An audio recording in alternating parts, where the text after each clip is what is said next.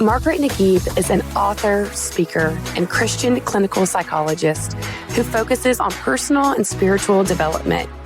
We are so thrilled to have her on today's episode of the Connection Codes podcast. She and Glenn have known each other for quite a while and reconnected this summer, and he was so inspired by all that she had to say. He was thrilled to invite her on and dive into emotional regulation and using the mind, the body, and the soul. So that is where we are going today, and we are just so excited to hear more from her and also process all that we at the Connection Codes have been going through recently with her. Welcome to the Connection Codes podcast. This is the podcast where we break open the emotions that take us from being disconnected to connected in our relationships and in ourselves. I am your host, Tara Wages, and joining me is marriage and family therapist, clinical sexologist, Dr. Glenn Hill, and his incredible wife, Phyllis Hill. Together, they have founded the Connection Codes, which is the guide to human connection. And we're so glad you're here. Hi, friends. Hello, world. We are so excited today to have a dear friend with us. I think you knew Margaret before I knew Margaret. I don't know. I think so. But we got to hang out with Margaret this summer when we were all at American Association of Christian Counselors. Yeah. And there was, just about 7,000 of us in the Opryland Hotel here in Nashville. And Margaret came down from Chicago. You went to her class and got to hear her speak. I have told many people it was the best class of the whole. Yes. It's not that I went to every class, but of all the classes I went to, Margaret's was definitely just powerful and beautiful. So. Yes. And we've known Margaret before that through dear friends. And so love the idea. And I think we talked about it when we were together last summer, just you coming on our podcast. Yeah. And we just are so honored that you, Margaret Nagib, is with us today, all the way from Chicago, Illinois. So we'd love you to give some background about you, who you are, how you ended up where you are today. Well, I, by trade, I'm a clinical psychologist. Yeah. And I knew from a really young age that I wanted to be a counselor, a ridiculously young age. So it very much suits me. It's how God wired me to be super curious about people and then just a good listener who wants to be present in things with people. Yeah. And so I knew from a young age that this is what I was going to pursue. And that's been such a gift. That piece of my life has just been smooth sailing. Fast forward to today, my heart is to see people whole and to do that partnering with the Holy Spirit. So I spent a lot of years in my formative years as a therapist talking a lot about God in my counseling sessions with people. And then God began to challenge me to bring the best of psychology, but also actively bring him into the session with people so that we're talking to God and not just about God as, people deal with really important things in their life. Yeah. And so having Holy Spirit in the room in an intentional way has been I don't use tools. I wish I did. I wish I was that person who was handy, but it was like going from using a hammer, to using a power tool too. And so that's my favorite thing in the world to do is see God show up and see wholeness happen in the room. Now, I know this isn't a specific number because these things evolve. That's certainly been our story, but how long would you say that you've been doing what you now do? That's a really good question. Well, I got my doctorate in 2000, so I've been in the field for, 24 years now.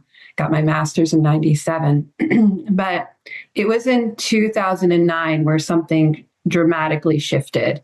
And I started seeing, it was just different. It was like an upgrade in seeing God come in. And so it was 2009, I would say, when I started more incorporating inner healing into my sessions. Yeah. Give a description. Again, I know there's a lot of a big range because I know you a bit and I've seen what you do. But give our listeners just kind of what you do and how you do it, specifically in session. Who do you see? What's your population primarily? I'll start from the greatest percentage currently. In the last 5 years, the greatest percentage of my clients have been pastors and leaders. I didn't look for that. I didn't ask for that. They started to kind of trickle in 2014, 2015, so even longer than that. And after a while, I was like, God, are you sending me pastors and leaders?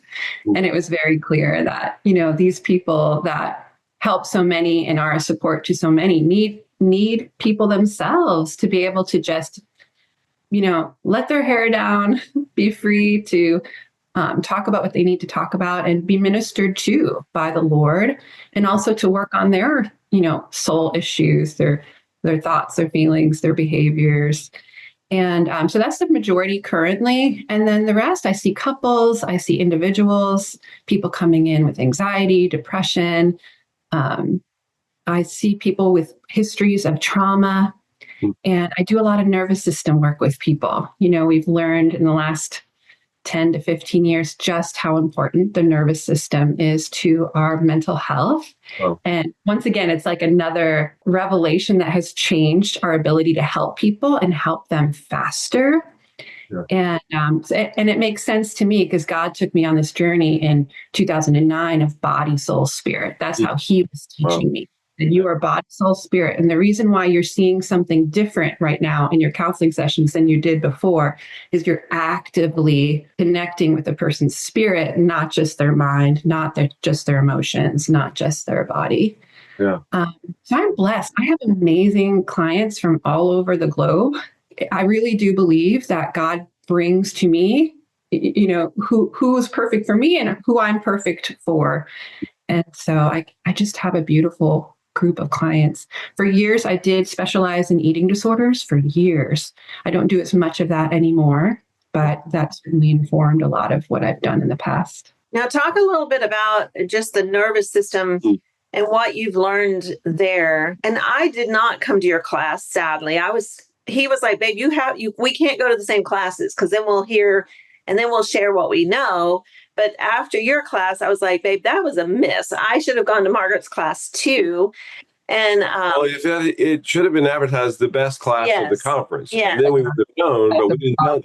We know the chicken or the beef, you got to pick one. And then maybe you. I know I came in at the very end because I was done with mine and people were standing everywhere. There was not even enough there were not enough chairs for all the people that were in this class. And so I would love to hear a little bit more about the nervous system that you referenced, but also just maybe even what you covered in that class, because I think that probably goes down that same road. So, the nervous system is like the thermostat in your house. You live in Nashville, it's a little warmer there, but here in Chicago, we still have winter. So I set mine to about 73. I like it really warm. And, when it gets cold, the furnace kicks on, but as soon as it gets to 73, it kicks off. In the summer, if it's hot, it kicks, the air conditioner kicks on and then it kicks off. So the nervous system is this beautiful system that God gave us to regulate us. And when our nervous system is regulated, we're cool, calm, connected. We are at our best. We're able to be present in our worlds, and we're able to go after our goals and all of the beautiful things. And our body is functioning at its best. When there's some kind of threat arises, and that can be a perceived threat, like I'm not going to be able to pay my bills today, or it can be a bear chasing you, a real threat. It could be any kind of thing that our brain perceives as a threat. And then that nervous system kicks on to mobilize all of this energy to actually help us with whatever it is that's in our way. So it could even just be stress. Our nervous system mobilizes us for stress. So probably our nervous systems for today, even though we're enjoying this conversation, this is important to us. And so we're going to have a little stress in our bodies, but that stress is actually designed to give us the energy to do what we're doing right now really, really well. Yeah. Well, what happens when we have a lot of stress or chronic stress, or we haven't been taught, or we shut down our emotions or our sensations, then our nervous system can get locked up. It's as if, the furnace just keeps going, even though it doesn't need to keep going. And over time, that creates either more of an anxious state for people where they're just kind of revved. They can't sleep. They feel restless. They're always a little bit on edge. Sometimes we call these people type A. And now I'm like, I just think they're stuck in hyper arousal. And, it works for them because they get a lot done. Or, sometimes our nervous system can get stuck off. And that's where we feel, low energy. We kind of can't get off the couch, even though we want to go do some things. We just have a hard time mobilizing ourselves. So when I work with people, first I kind of identify where their nervous system is, if it's stuck. And then I take them through, some really simple somatic exercises so that they can learn their nervous system, learn what it's like when they're kicked out of that. We call it window of tolerance, when they're either hyper aroused or hypo aroused, and then learn how to bring themselves back to, that rest and digest place where we're functioning at our best. Yeah, we talk a lot with the connection codes, just that we're designed, and we're faith-based as well. We believe there's a God designer behind it. And, I don't fight with people who aren't faith-based. Doesn't matter. It's still the human condition. This is true. Everything that you just presented, even if somebody doesn't believe in God, that doesn't change any of that. These are just truths. I think there's a designer behind it. It only makes sense to me.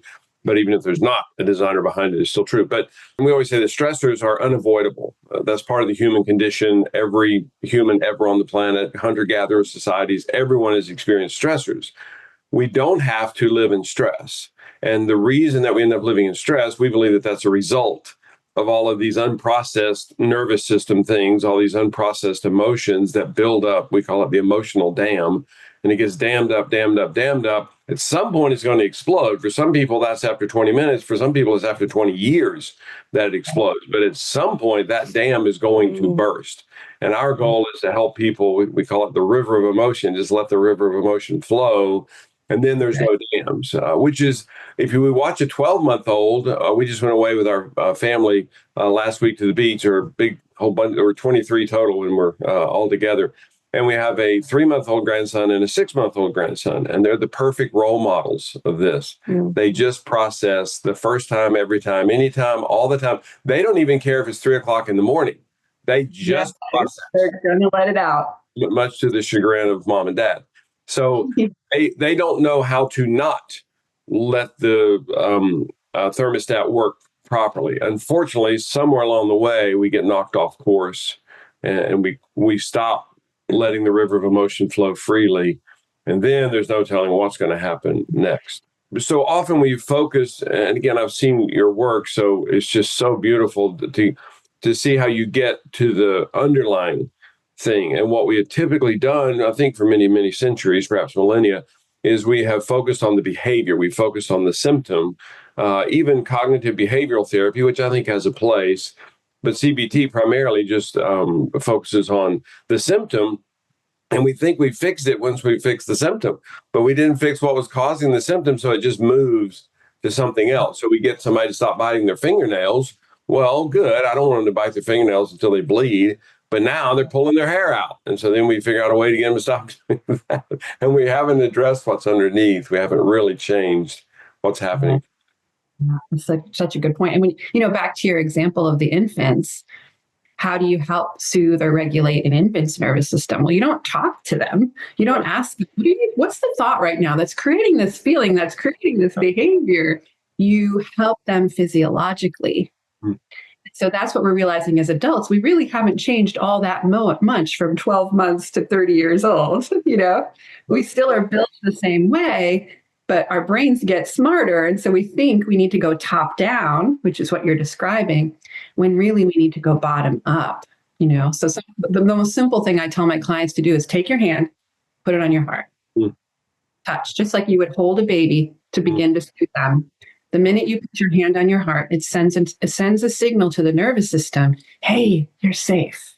Wow. Right. You can begin now to, come down the other way, and to let all that release in you. So that's the first thing I have people do is just put your hand on your heart. You were talking about type A, we call them type A personalities. And we almost, I think, take pride in that. Like, oh, I'm a type A personality. I get stuff done. Instead of realizing, probably means you're really out of touch with what's happening with you. And so you mentioned, like, even tuning into your emotions, what's happening with your body as far as sensation. Is that the word you said, sensation? Absolutely. And I know, part of my story is that I was that type A personality, just got things done and shoved deep down into my body, my emotions, really believed that made so much more sense, like to be a productive person And then I used to always say, well, Glenn has enough emotions for both of us, so he can just do that. He can do emotion. I don't do emotion. And of course, that's not true. And so my body was trying to store everything. And then about the time I turned 50, my world just kind of fell apart. And my body said, I'm done storing all of this. And I was so dysregulated and could not get it back together. I was spinning all these plates very well. And then all of a sudden they all crashed down at the same time. And I couldn't even pick them back up. I couldn't put them back together. And I've really, this past 10 years of my life, it's like my journey of finding myself, finding the sensations. I would love for you to talk a little bit more about that. I mean, so the first thing I tell someone, with a similar background to yours is, wow, you're really good at regulating. Like I have some clients who are on the other end who get flooded all the time and they don't know how to kind of shore themselves up, right? They're a little bit on the other extreme. And you learned so well how to do that for a reason. When we don't get, our nervous system is set up by our early attachments and our early relationships. So if I don't get help regulating, that child is going to find a way, so you're intelligent, even as a small person, and you decide, well, I'll use my mind, I'll figure it out, I'll take care of that. And so that now feels safe to your nervous system. So that's why we do it. We do it because that's what helps my nervous system go, we're going to be okay.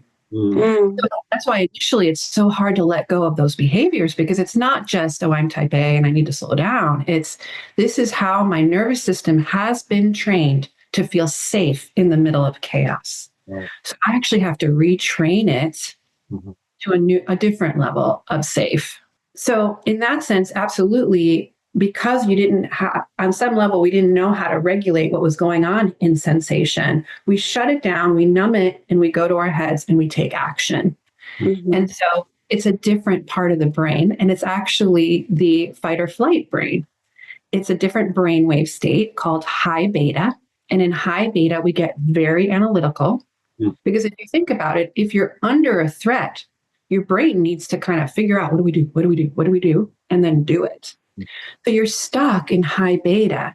But the thing about high beta is it's not rejuvenating. It actually stresses our brain out more. Wow. So that's, remember, analytical. So if you want to shift to a different brainwave state that's more creative, restorative, and regenerative, you actually have to go from thinking to sensing. Wow. So the next thing I ask people to do when I say, put your hand on your heart, is, it sounds silly to people at first, but I'm like, just go with it and I'll explain it to you later. Sense the space. You can do it right now. Sense the space your heart takes up in your chest. I'm not saying picture your heart, because sometimes people want to picture their heart and give you all these pictures. No. Sense the space, or sense the feeling of your shirt against your skin. When they do that for a few seconds, it completely shifts their brainwave state and begins to slow down. And now they're connected. Now they can see what's there. And now we can release what's there. So when you're high, type A, that threat, think of it as a song. The song goes on. Let's go. But the song never gets to complete. The only way you can complete that song is by getting back to your body and releasing that energy so the song can kind of finally complete. So first you have to get in your senses, notice where all that energy is sitting in your body, and then I just guide you through breathing and letting that energy finally. The beautiful thing about a song is you don't have to make it end. It ends on its own the minute you unpause it. Right. And that's the wisdom of the body. All I have to do is teach them one thing. And what I love about type A's, Phyllis, is they're so like, okay, I'll do whatever it takes. Yes. They're the ones, I have 15 minutes with them and they come back and they've changed their life. And I'm like, you are the best client ever. Yeah. Because they actually apply. They know how to apply things. They understand that doing changes things. Yeah. And so it's just like, let me give you a little piece of information about your body. Connect with your body, see where you're hung up, and then allow your body just to release it on its own, like that child who you don't have to tell them. It just happens. And people come back and they're like, feel like a new person, Wow. still productive. But, I never noticed. I always had like these little gerbils inside. No matter what was happening, they were always there. They're not there anymore. Yeah. Wow. And then if there is emotion also locked in with that, then they can also finally release that emotion. Mm-hmm. That's amazing. Wow. Mm-hmm. Getting to live with this fascinating character that I live with, and really just the last several years, her discovering herself so much, and then me being able to discover her because of that. And we've been startled because we've been together 46 years. We met when we were 15 and 16. And so many things I just didn't even know about her, and she didn't know about her, and vice versa. So many things I didn't know about me. So I've discovered myself so much the last several years, and it's startling to me. We're both very intelligent people. It's like, how the heck did we miss all this for decades? Not a weekend, for decades. And you mentioned somatic earlier. That's become its own field, and it's just about the last 20 years that we've begun as the field of psychology, recognizing that, okay, the body is actually our friend. It's on our side. It's actually cueing us in.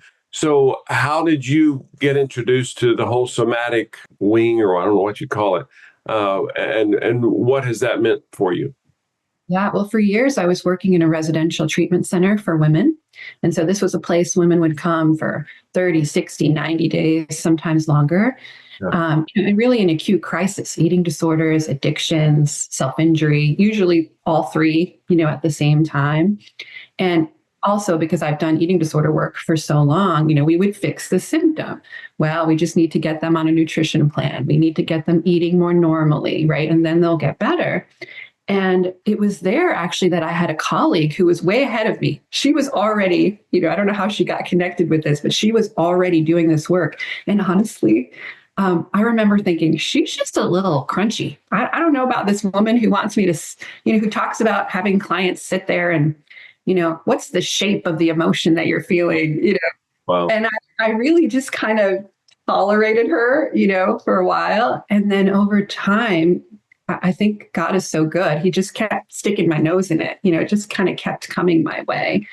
And then I read a Peter Levine book, and it changed everything. I started just on my own, like, okay, Holy Spirit, how do I adopt this?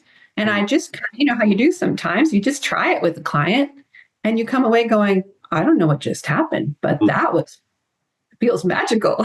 And then I dove into it and was like, oh, this isn't magical at all. This is the nervous system. I didn't learn about this in grad school.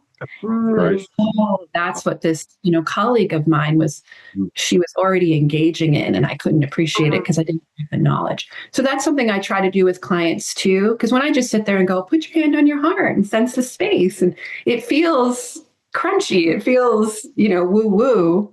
So what I try to do first is educate them.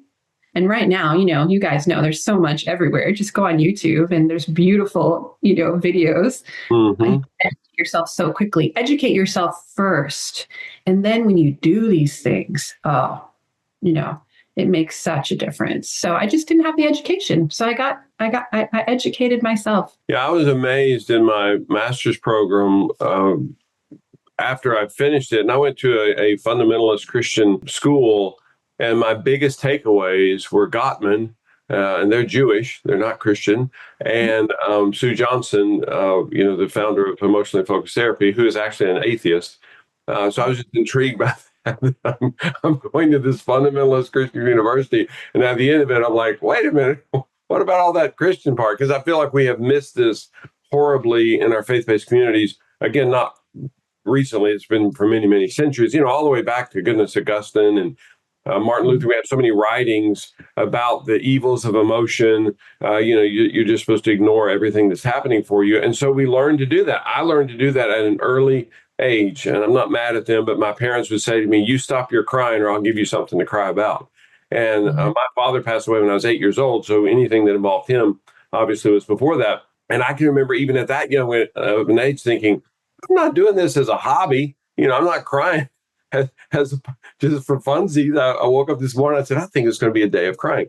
And again, I think my parents were doing the best that they knew. but I was told, it was communicated very clearly, both verbally and non-verbally, at an early age, to stop experiencing what you're experiencing and shut up about it. We don't want to hear it. And if you don't shut up about it, we're going to punish you for being a human, basically. And so I learned with the connection, because we said there's an upside and a downside to everything. The downside of that is obvious and bad. The upside was I learned that if I entertain people, they won't be mean to me. And so I became incredibly funny, which is a great benefit today. But that's the upside to that horrible downside. And I just always knew that if I can distract people with humor, then they won't be mean to me, which included my siblings. My whole family of origin was so difficult for me to navigate that. And so then I meet this woman when I'm 15, I'm 16, she's 15. And I'm just funny. And she thinks it's amazing getting to watch this tremendous sideshow. I wasn't the sideshow, I was the show. And I was actually cute back then, too. I should throw that in.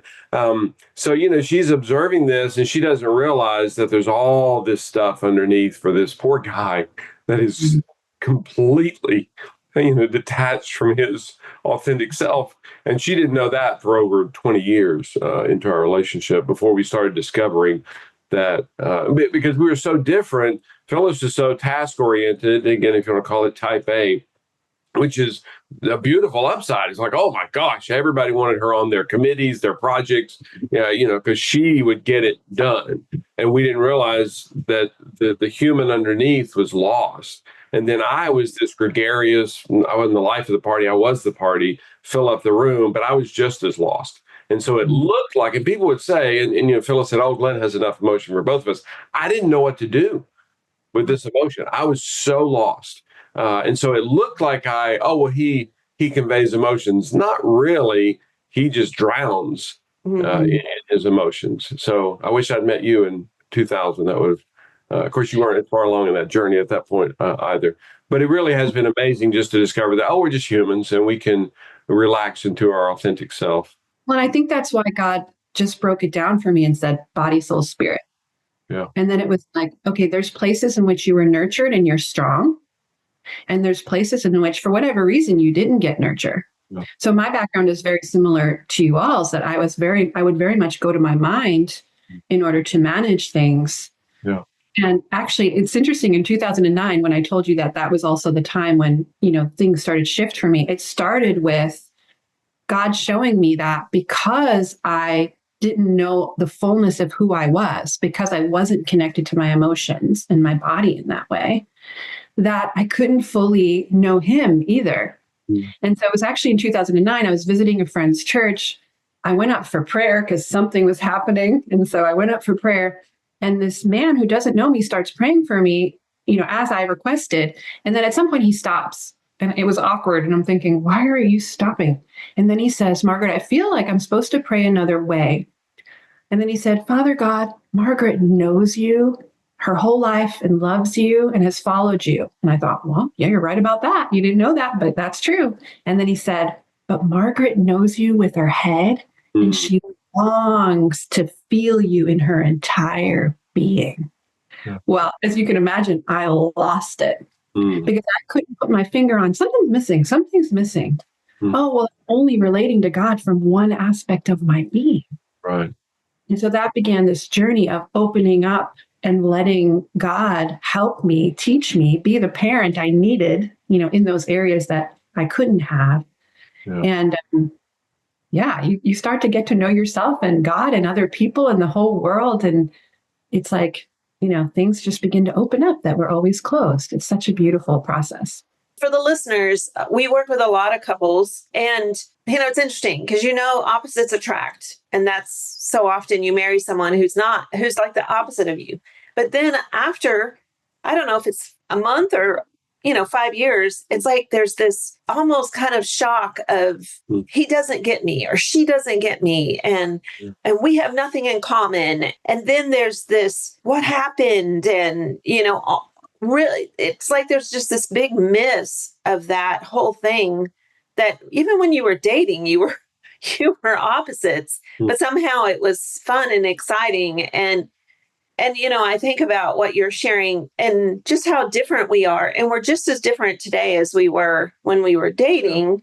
when we met 45 years ago. And I was just thinking about us this week. We've received really heartbreaking news in just the past month that our daughter-in-law has cancer. And every piece of the news just gets worse. Every scan, every biopsy, it just all has gotten worse. And the way I have responded is I go to doing, like undertaking all the tasks.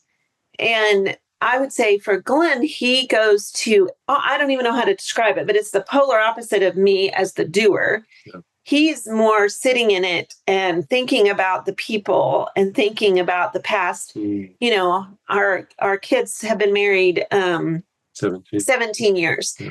And so I feel like Glenn is spending his time looking back over the 17 years of their marriage and their 2 children, where I am like putting together an army of help. And I'm going out there as often as I can to their house. They live nearby, thankfully. And I'm thinking, okay, I'll go with them to the chemo treatments. I'll go with them to the hospital for biopsies. Like I am such a doer.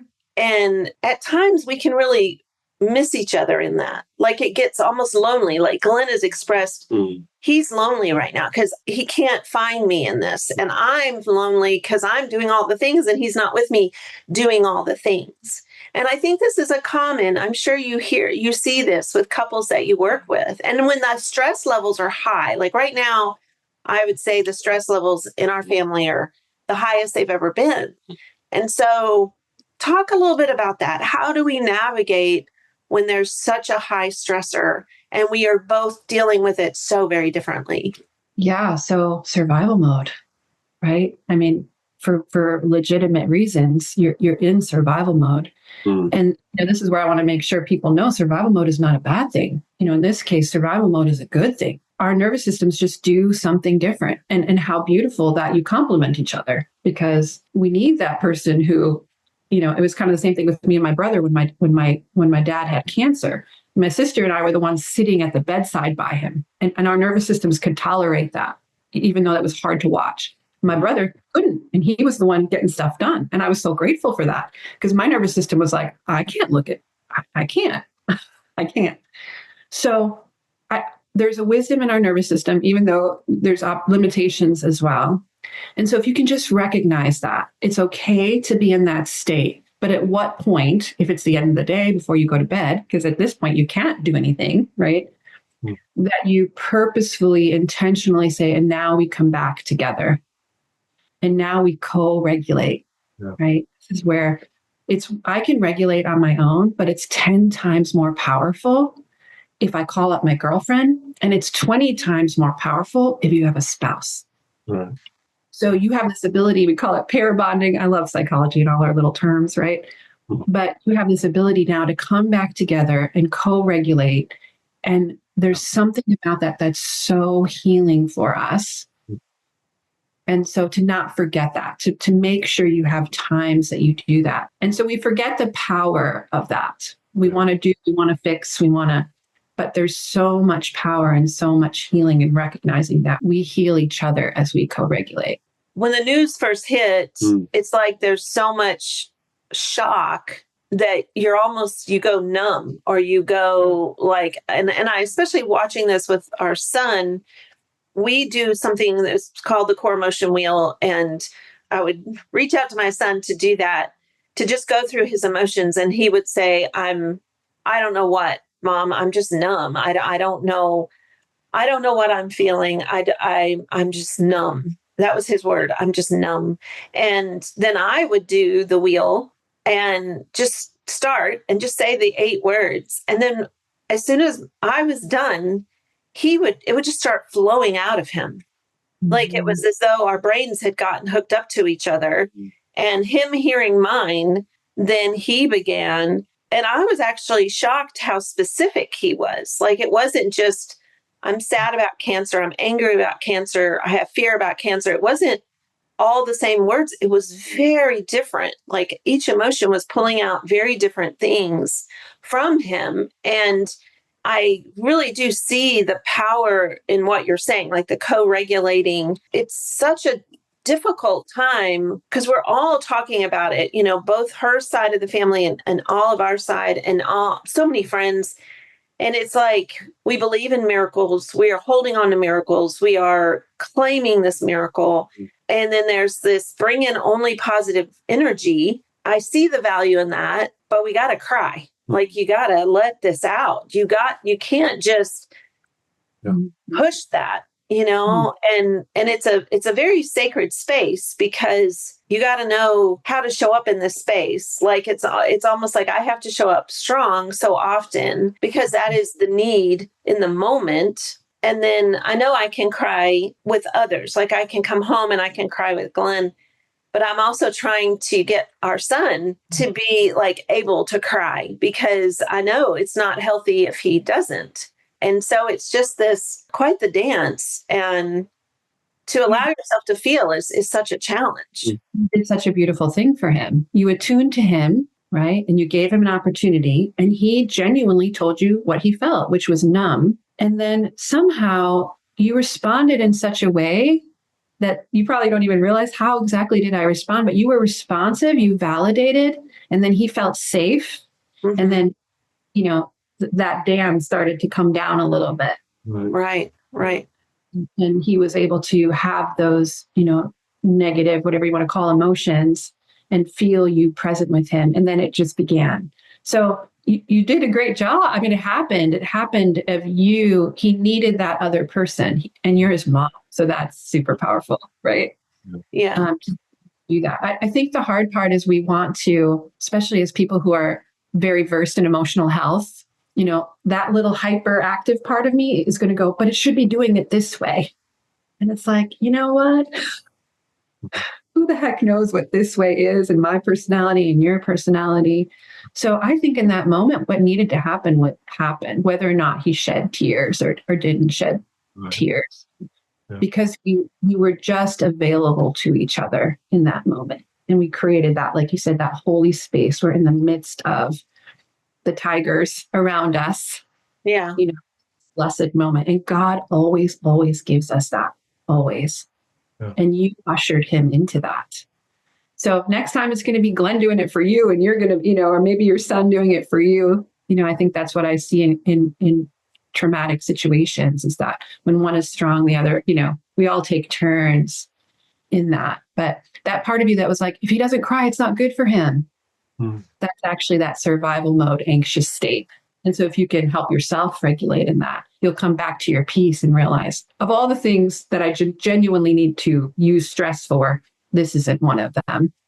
Yeah, I have to ask you this, changing a little bit here, but I had to ask you this because one of the things that I watched you do that was just so, and almost not necessarily against so much of my training in school, just as far as academics, but you asked for a volunteer, which is so gutsy. I mean, you're in this room. You don't know, there's some serial killer who's going to go, oh, I'll do it. Anyway, so this young woman came down, sat with you, and there's so many little things that you did. You put her back to the audience, which is genius. Because she can't do this facing hundreds of people watching her. But anyway, you got her to her core, I believe, which was just so beautiful. What I had always experienced in training was that there you go, you did it. And when I was sitting in the audience watching you do this, I'm just like, wow, that is beautiful. It's amazing. I mean, this precious person just wept. It was so beautiful. And then you went deeper with her. And pretty much every therapist I know, and I know a lot of therapists, they get just to some, I don't know how you label that, but some level of depth. And they're like, there we go. We got whatever. We got her to tears. We got her to some authentic expression. And I just thought it was amazing and just beautiful, but expert that you realize that, oh, there's a whole bunch more. So, and I don't know, I know you sit with a lot of people, but I don't know if you remember that specifically, but taking her so much deeper than that. And for me, I felt like we needed to dismiss the room because this was too too much. These people don't know her. And I'm sitting there thinking, is she going to feel safety from, and I thought the crowd, the audience was spectacular, but I don't know who's in this room. And you just walked her into herself, her true, deep core, authentic self. I think that's more of an art than it is a science. I think it can be learned and trained, but it was just amazing watching you do that with her, taking her deeper and deeper to her essence, to her soul. Such a beautiful thing. Do you always know to do that with someone? The first time I started having those experiences with my client, because as you know, they're just as powerful for you as the therapist, especially initially when I didn't even know this was possible. And so then I began having that conversation with God, like, God, I didn't learn this in grad school, because yes, I would have been happy with this. Yeah. And that's where he was challenging me. And that's where he was saying, oh, there's always so much more. I think there is an art to it.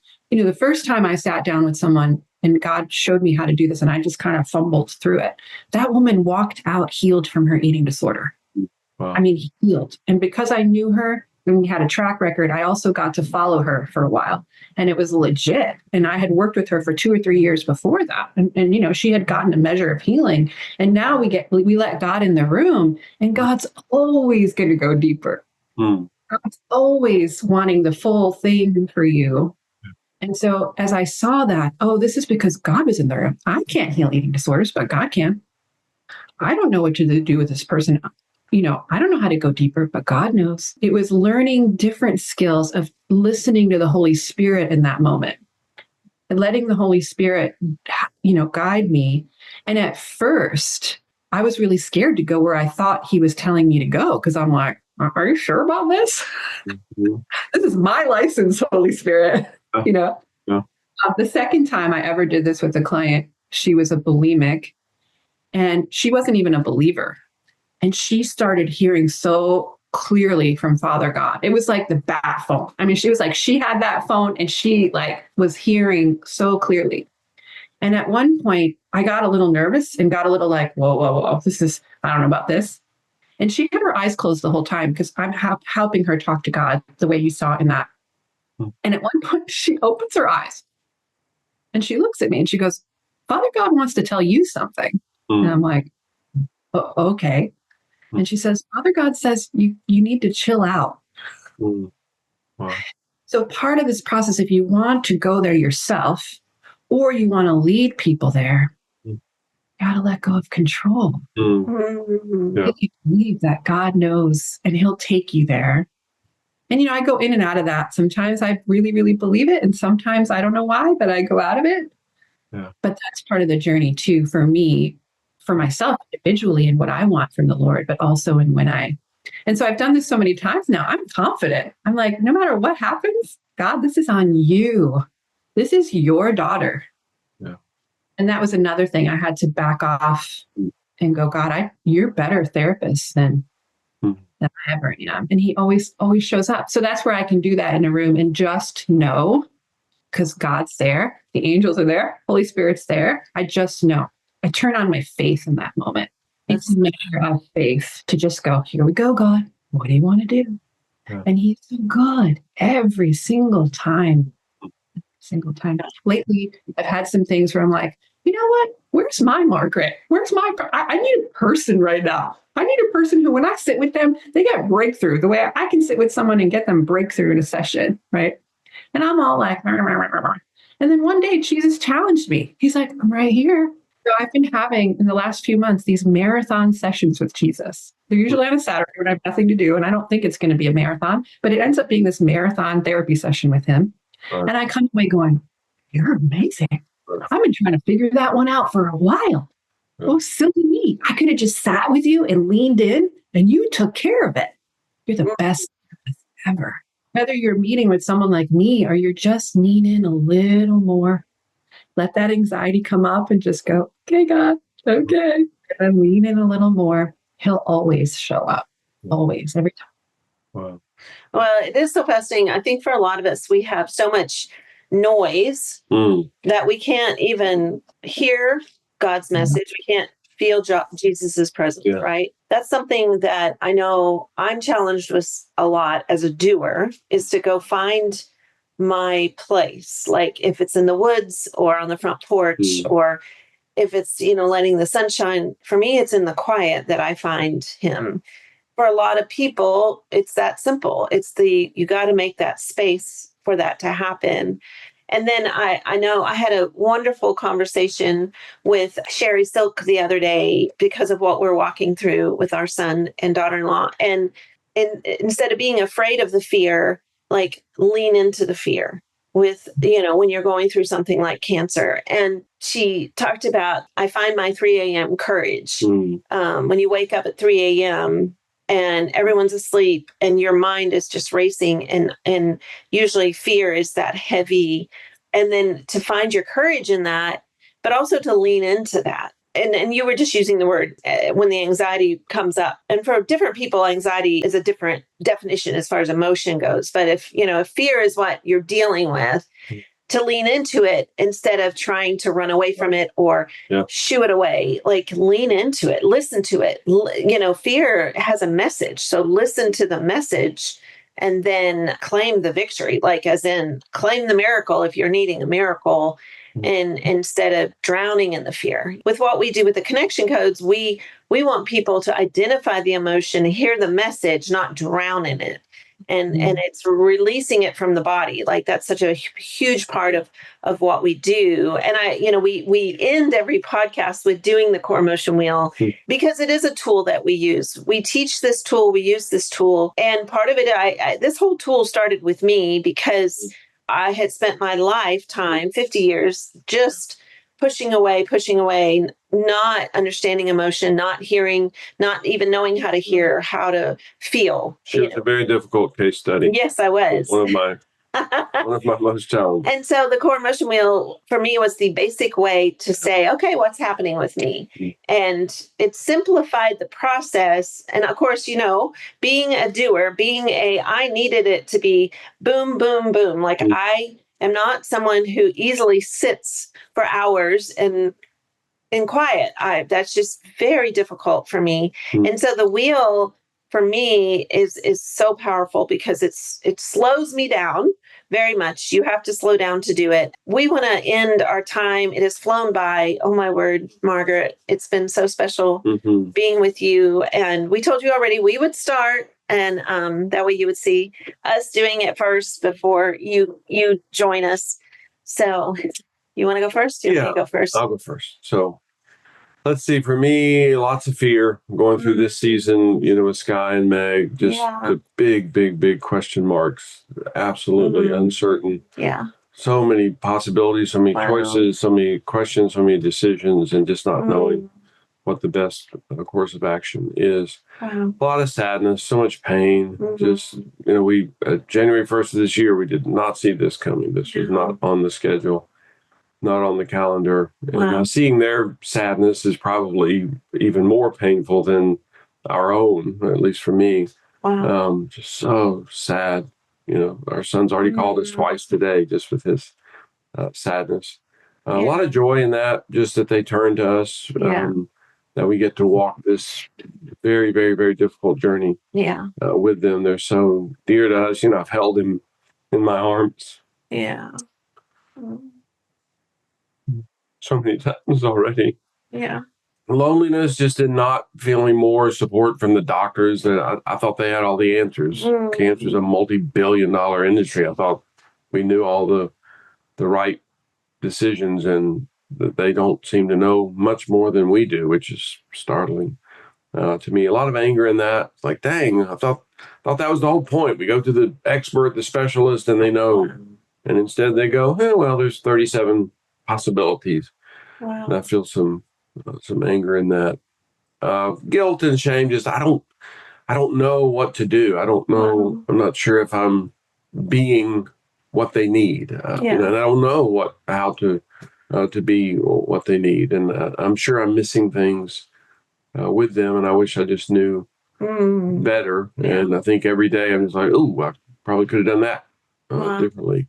So I guess this is an issue-specific wheel, Sky and Meg, but that's very much a part of our life today. Hurt. Let's see. Hurt. Well, any old hurt.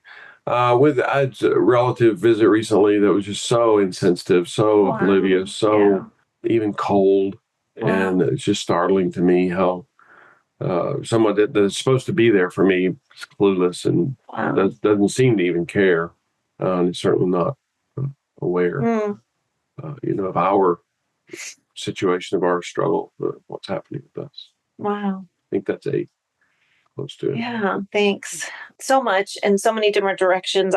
And it's interesting that you ended with that, how you ended, because I would say that's probably the strongest anger that I have felt in the last few days is, towards a relative who would come to visit at this time in our lives, be in our home and be so unaware of what we're going through with our son and daughter-in-law. And my body did not want to be around, really could not be around that person. Was communicating very loudly to me. So anger, well, let me just say the guilt, there's several. One is probably guilt that I'm not more in tune with you. I also feel some guilt that all of my energy is going towards one. And so some guilt, maybe even just shame in that to know how to balance it all, to make sure I don't miss on others as well.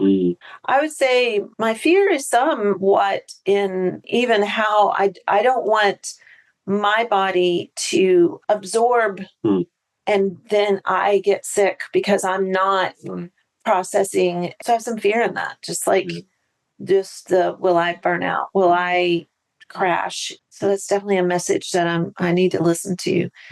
This whole experience feels somewhat lonely because all of a sudden we are going through something that is probably the worst, maybe ever, to watch this going on. And so that it just feels lonely, even though a lot of people are definitely coming and knocking on the door. There's a lot of love pouring out, but it just still feels alone in it. I would say hurt maybe a little bit last night when we had gone on a date. I really protected that time and it seemed that it wasn't enough. You kept saying it's not about you, but I did feel just hurt that I was trying so hard to keep us focused on each other. And I felt like you were resisting that kind of a bigger picture in that moment instead of just letting this be really good. Sad, definitely have a ton of sad. Just seeing, being in the hospital with them this week and being at chemo yesterday with her and him and just, it's so real and it's so much. And, I think it's so hard to see both of them, but especially our son just so lost in it and just so crushed and shattered right now. It's really his sadness. Definitely I see and feel it, feel his sad. The only one left is joy. I would say the joy in all of this is seeing God show up constantly. Oh my word, already there's been so many ways that God has shown up in this story and has opened doors that didn't seem like they could open.